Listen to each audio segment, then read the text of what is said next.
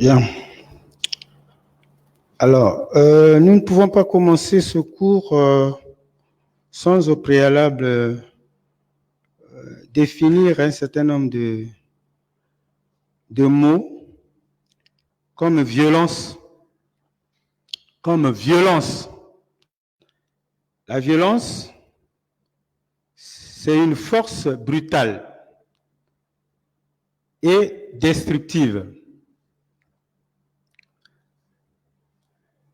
Il y a aussi la guerre. La guerre, c'est une lutte entre les États.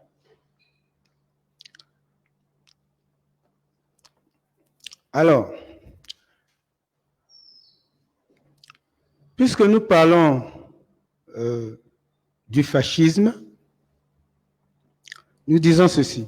Les difficultés engendrées par la Première Guerre mondiale et la crise économique de 1929 ont pour conséquence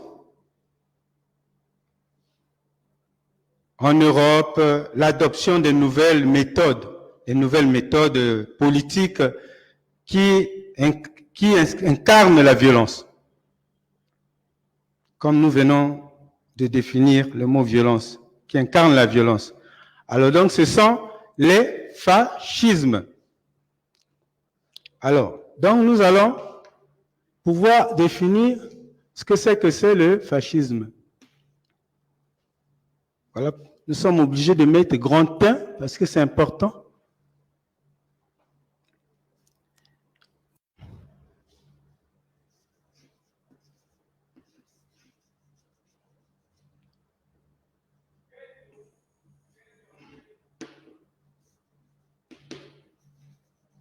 Définition.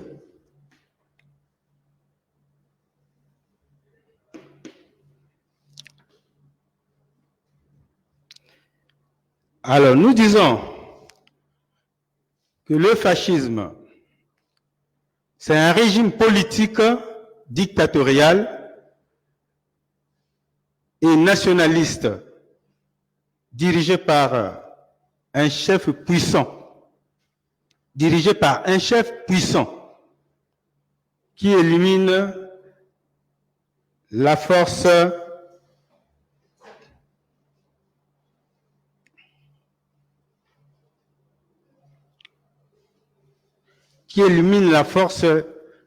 qui tente de s'opposer, c'est-à-dire ceux qui veulent s'opposer, donc ils éliminent leur force. Voilà. Alors nous disons aussi, on donne le nom de fascisme à des doctrines et organisations politiques ou gouvernementales données en Italie, par exemple, entre les deux grandes guerres mondiales. Alors, le fascisme lui-même. Le fascisme vient du mot italien fascio ou fasci, c'est-à-dire faisceau. Faisceau. Et lui-même,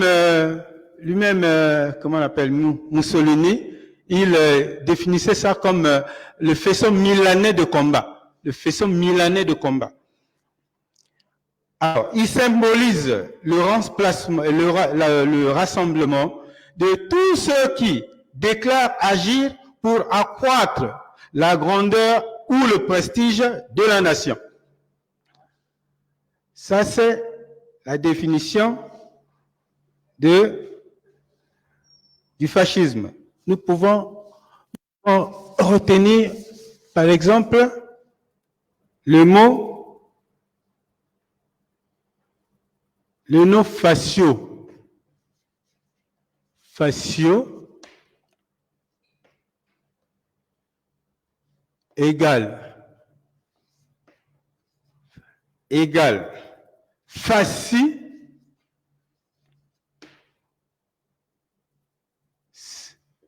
c'est-à-dire faisceau, c'est-à-dire, faisceau c'est en français.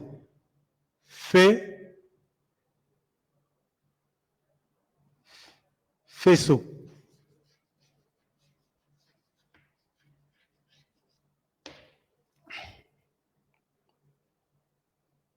Faisceau. Ici, il y a C ici, faisceau. Bien. Alors, nous allons donc voir les caractéristiques du fascisme. Grand 2.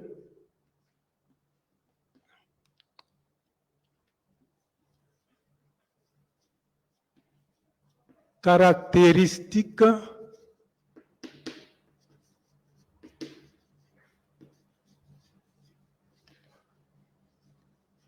du fascisme.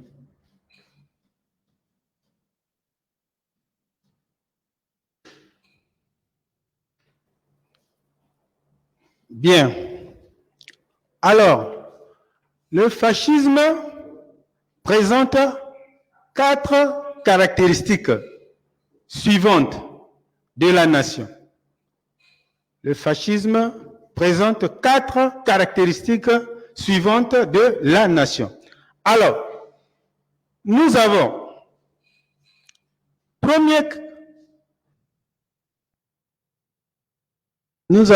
petit 1, l'antilibéralisme.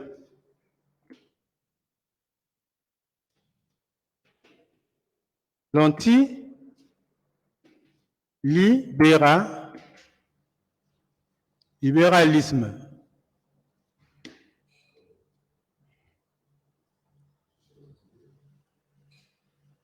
L'antilibéralisme.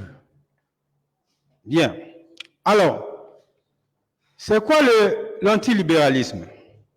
Nous pouvons dire, il préconise un régime très autoritaire qui impose, où l'État serait tout puissant pour le bien de tous. D'où le nom d'État totalitaire. Un parti unique, défenseur de cette doctrine, qui défend donc cette doctrine. La suppression des autres partis. Donc, d'autres partis ne devraient plus exister quand il y a le... C'est-à-dire que quand on parle de l'antilibéralisme, voilà. La suppression des autres partis, pourchassant ainsi leurs militants par une police qui sème la terreur. Enfin, le dirigisme de l'État dans la gestion des ressources humaines et de toutes les activités économiques. Voilà. C'est ça ce qu'on entend par l'antilibéralisme. Alors là-dedans, nous avons des mots forts comme autoritaire, donc qui s'impose. Hein? Vous avez les mots comme défenseur de cette doctrine, défenseur, c'est-à-dire qui défend la doctrine, qui défend donc la façon de faire. Alors vous avez un autre mot, vous avez la suppression, c'est-à-dire exclure. Hein? On ne peut pas voir d'autres partis pendant qu'il y a l'antilibéralisme. Il n'y a pas d'autres partis qui devraient exister. Bien. Vous avez le dirigisme. Voilà. Donc, le chef qui est là, au pouvoir, dirige, il donne l'ordre. Hein? Il vous donne l'ordre et vous devrez faire le dirigisme. Alors, deuxième caractéristique, vous avez l'anticommunisme. Petit 2 donc. Vous avez l'anticommunisme.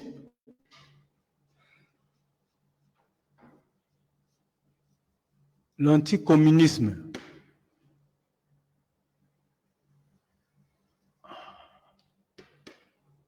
Bien. Alors, ici, on dit, le fascisme se déclare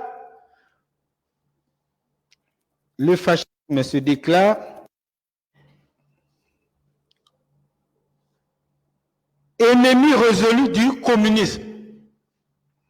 Pendant qu'il y a le fascisme, aucunement doit exister du communisme, ni même du socialisme. Non. Allergique à ça. Ainsi que sa doctrine de dictature du prolétariat. Dictature du prolétariat et de la société égalitaire. Alors, vous avez d'abord vous avez d'abord ici le mot autoritaire.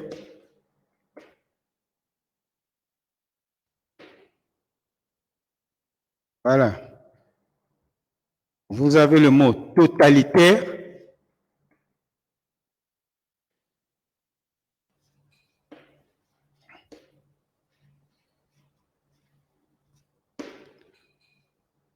Autoritaire, ça s'impose.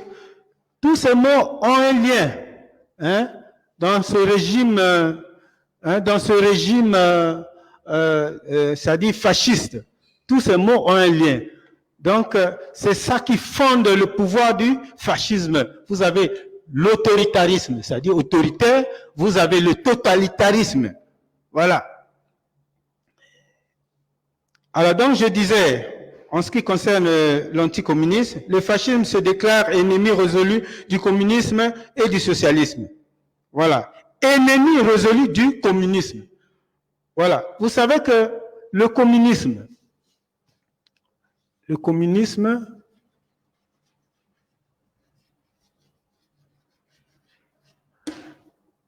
et le socialisme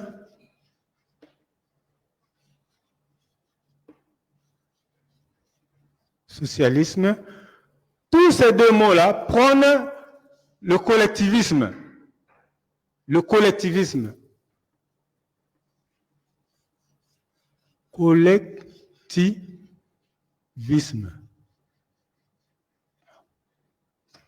C'est comme quand on dit tout pour le peuple, rien que pour le peuple. Tout revient au peuple. Hein, contrairement, par exemple, à la société bourgeoise, hein, voilà, qui prône les biens, c'est-à-dire les biens matériels, sont détenus par le bourgeois. Mais or ici, c'est différent.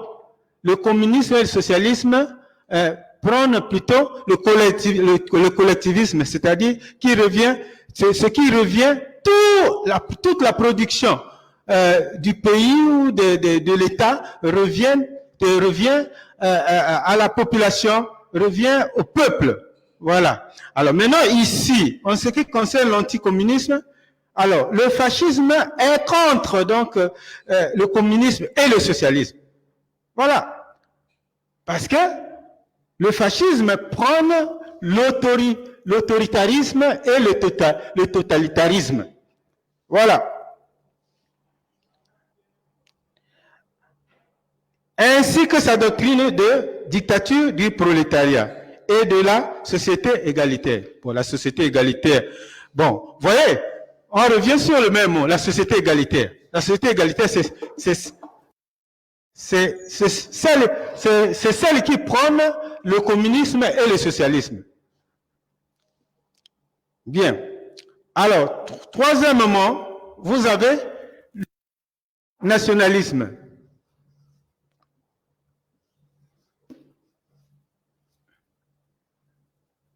L'ultranationalisme.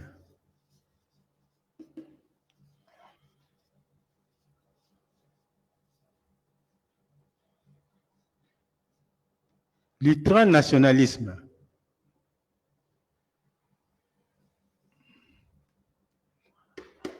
Alors, en ce qui concerne l'ultranationalisme, nous disons ceci. Les fascismes recherchent des réalisations de prestige, l'orgueil. Réalisation de prestige, l'orgueil. Ils affirment que celui-ci ne grandit que par la guerre. C'est pour ça que nous avons tenté de définir la guerre. Quand nous avons défini la guerre, nous avons dit lutte armée entre les États. Mais ici, les fascismes, en ce qui concerne l'ultranationalisme, ici les fascismes recherchent la réalisation des prestiges, l'orgueil. Que l'on dise, moi, je suis chef. Ils affirment que celui-ci ne grandit que par la guerre. Ne grandit que par la guerre. Donc, c'est leur, on peut dire leur outil. Voilà. La violence, la guerre. Et par la conquête de l'espace vital. Voilà. C'est-à-dire, envahir, quitter chez soi pour aller envahir. Et que vous allez voir un peu plus tard, quand nous allons parler des agressions, et vous allez voir que nous allons exprimer ce que nous avons dit ici, dans l'ultranationalisme. Voilà. La conquête de l'espace vital. Le zèle. C'est tout ça, ça fait partie un peu comme de l'orgueil, le zèle. L'attachement passionné, fanatique et même aveugle à l'honneur de la nation.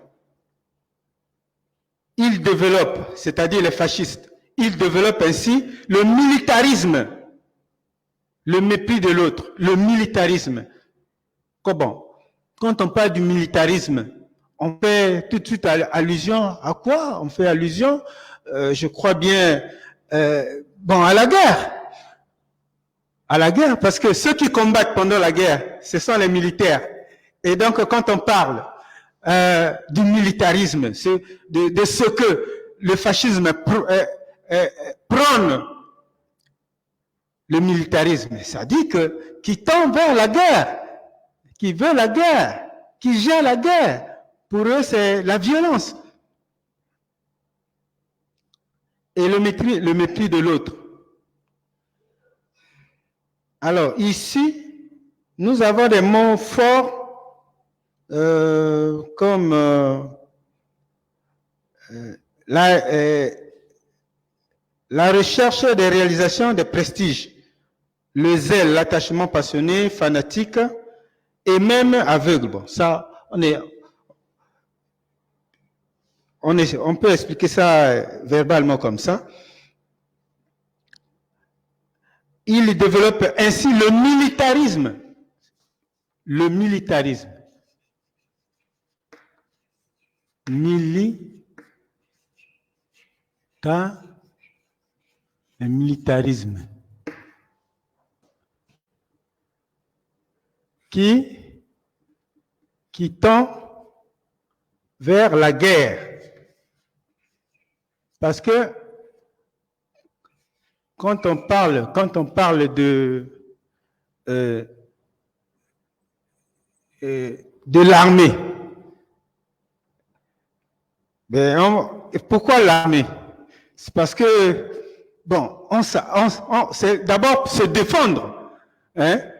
C'est d'abord pour défendre son pays. Défendre la nation. Alors, mais ici, en ce qui concerne le fascisme, les fascistes, eux, étant donné qu'ils parlent du militarisme, ça veut dire qu'ils prennent la guerre. Ils prennent la guerre. Vous allez voir tout le discours là est entaché de violence, de quelque chose comme ça, de semblable à la guerre. Bien. Et enfin, nous avons la propagande inlassable. Petit 4, nous avons la propagande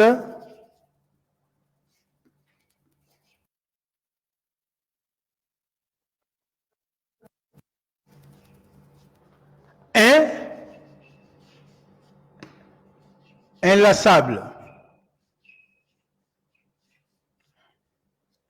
Propagande inlassable, envahissante. Envahissante.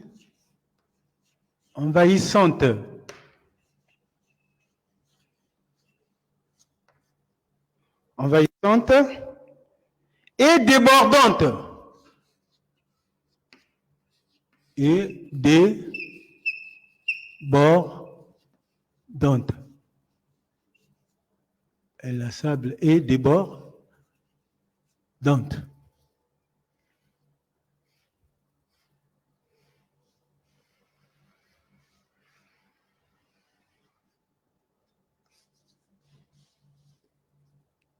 Et débordante.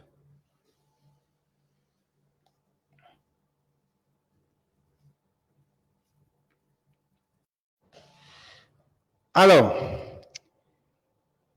ici, les fascismes, pour se déterminer ou pour se voir, pour se faire connaître, hein? Alors, les fascistes organisent les manifestations de masse grandioses, voilà, pour se faire écho, en mobilisant les masses qui acclament le chef. Et le chef, c'est-à-dire l'homme suprême. Hein? Voilà. Ils aiment ça, les fascistes. Hein? Voilà. Cette grandeur-là, ils aiment bien l'acquérir à travers les applaudissements, les acclamations. Hein? Alors, les slogans. Hein? D'où l'idolâtrie. Idolâtrie vient du mot idole. Idolâtrie. Hein? Idolâtrie.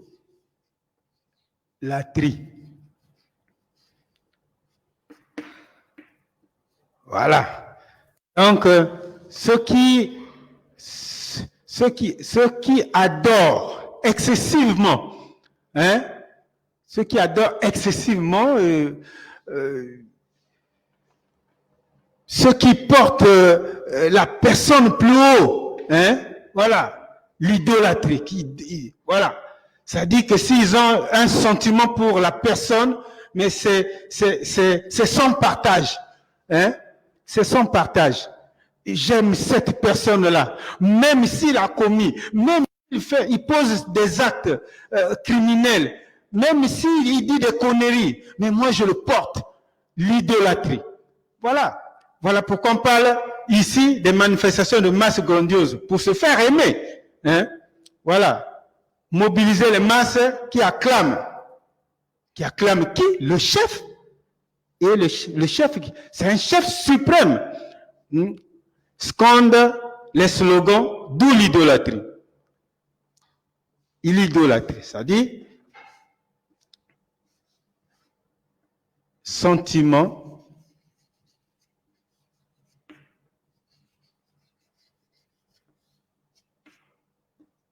qu'on a, que l'on a.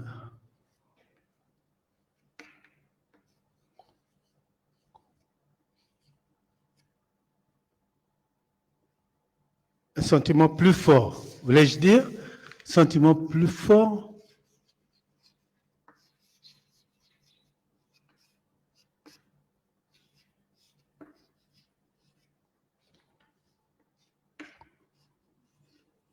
qu'on a pour une personne. Bon, je peux aussi parler de l'amour, hein, c'est l'attachement, le mot attachement, hein, sentiment plus fort qu'on a pour une personne. Mais ici, il s'agit de quelle personne? Il s'agit donc du chef suprême, hein, ça dit qu'il est fasciste. Et ils ont le monopole de l'information. Oui, parce que, bon, mais vous-même, vous remarquez certains partis et certains pouvoirs, ben, ils aiment bien gérer l'information parce que se disent, il faudrait pas que n'importe quoi se dit sur le pouvoir. Hein? Et il n'y a que eux qui doivent informer. Hein? Mais il ne faudrait pas qu'il y ait d'autres informations qui vont à l'encontre du pouvoir en place. Hein? C'est ça, voilà pourquoi on dit ici, ils ont le monopole de l'information. Ils ont le monopole de l'information. Alors,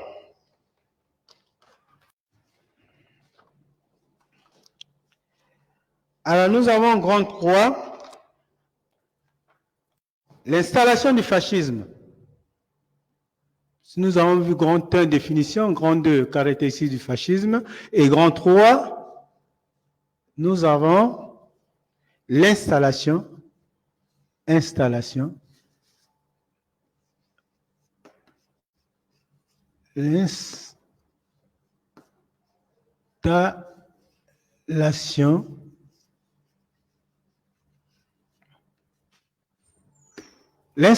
du fascisme.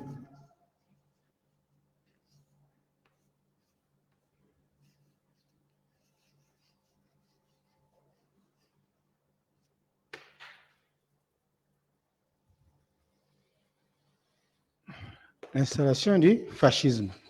Alors, ici, nous pouvons dire qu'avec donc l'installation du fascisme, nous avons pays représentés, hein, c'est-à-dire les pays qui représentent hein, le fascisme, dans les pays fascistes. Hein, les pays fascistes, nous avons d'une manière synthétisée, nous avons donc le Japon,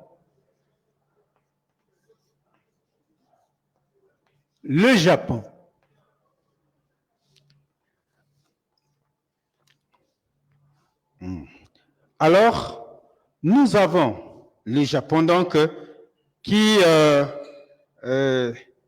déclenche ou bien qui attaque la Mandchourie. Je crois l'avoir expliqué une fois comme ça en salle, en classe, qui attaque la Mandchourie. Hein? Donc, nous avons attaque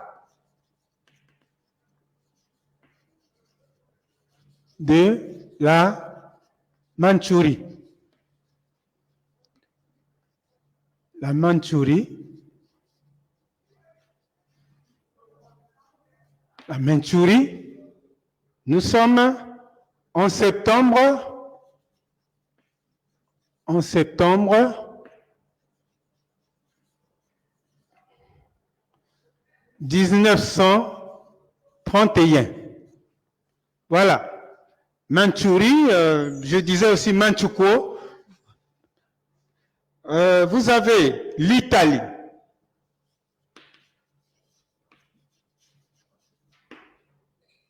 L'Italie qui attaque l'Albanie. Qui attaque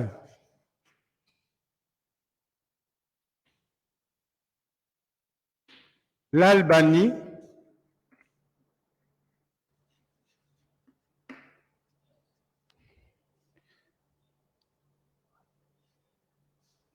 En 1930. Vous avez l'Allemagne. Vous avez l'Allemagne.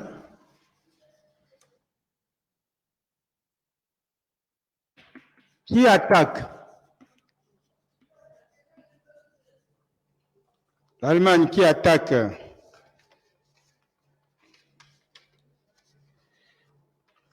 la Pologne. à Pologne, le 1er septembre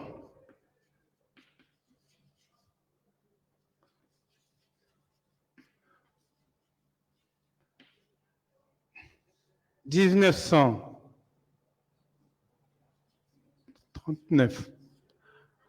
Alors, et je voulais donner une précision, c'est que, oui, ici, en ce qui concerne l'Allemagne, ça c'est le fascisme en plein qui s'explose et qui conduit à des agressions, Voilà pourquoi l'Allemagne attaque la Pologne le 1er septembre 1939.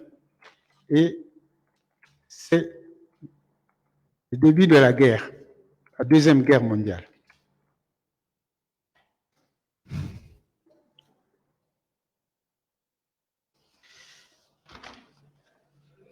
Alors donc nous disons en définitive, le fascisme apparaît comme le grand catalyseur ou la cause directe de la Deuxième Guerre mondiale.